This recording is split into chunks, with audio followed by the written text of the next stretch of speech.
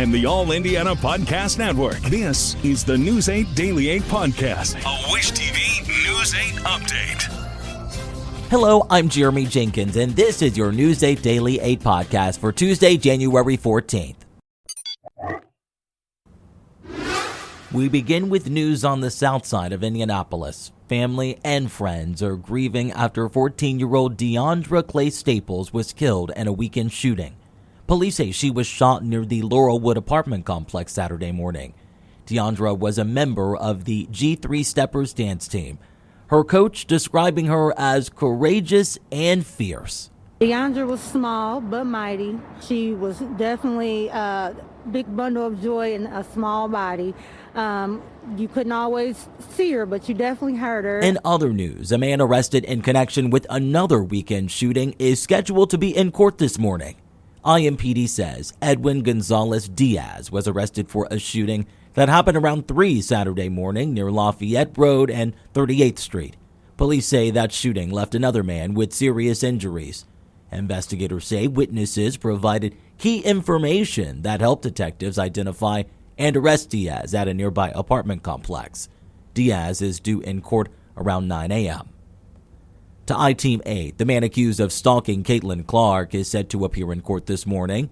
We spoke to the Marion County prosecutor Ryan Mears about the role social media may have played in his arrest.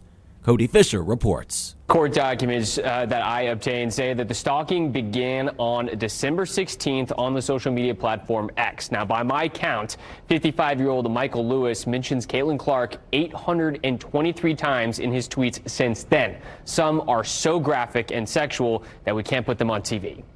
This is the X page for Michael Lewis, with a picture of Jesus on the cross as his profile picture.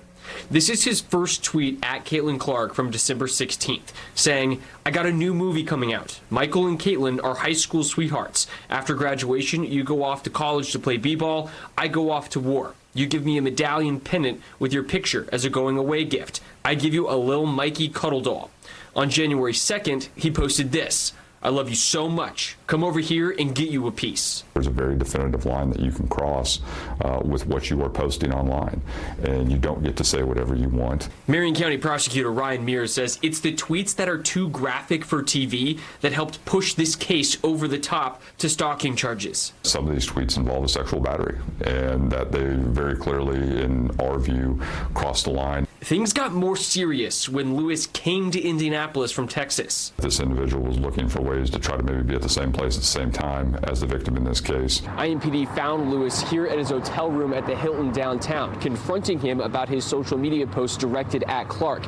Even after that interaction, his account shows he was still tagging Clark in sexualized posts. Lewis told police he has an imaginary relationship with Clark, saying it's a fantasy type thing, a joke, and is not threatening. A conversation with law enforcement did not have any impact, and if anything, we saw a continued escalation of what was being put out. For IT Man, I'm Cody Fisher for Wish TV, wishtv.com, and follow us on Facebook for updates. In California, firefighters are warning that the battle to control the deadly fires is far from over.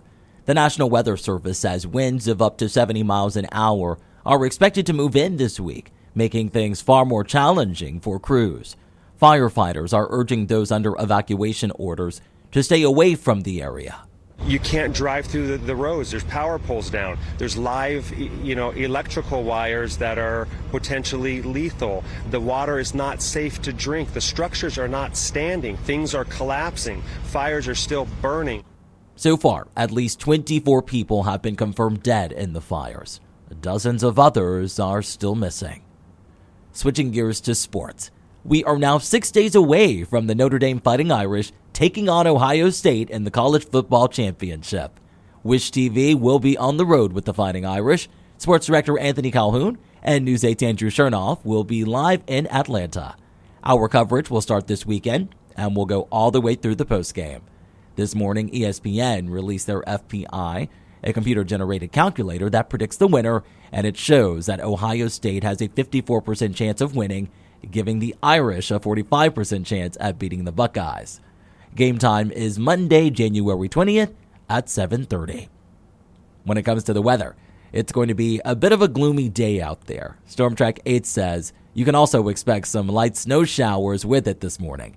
Meteorologist Marcus Bailey has your News 8 Daily 8 forecast. It's frigid now, but and I've mentioned it's that 1-2 punch. And something we need to keep an eye on is some light snow. I don't want to overlook that here. I'm hopeful that we'll get out of the morning drive before we have to kind of worry about that. And then following that, yeah, it's going to get even colder, unfortunately. We're at 12 right now, southwest wind at 9. And the feels like temperature is right at 0. That's the wind chill. But many are sub-zero right now, 1 below in Muncie and Shelbyville and Kokomo. We are in positive territory, barely, in Greencastle at 1 with the wind chill. Feels like 2 in Bedford and 3 currently in Lafayette. Now, here's our snowmaker.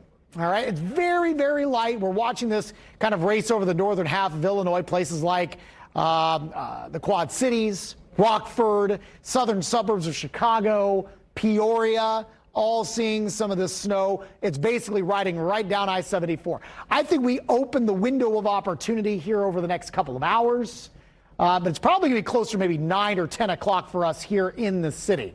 So I'm hopeful the kiddos are already at school. Many of you are already at work by the time we get some of this light snow.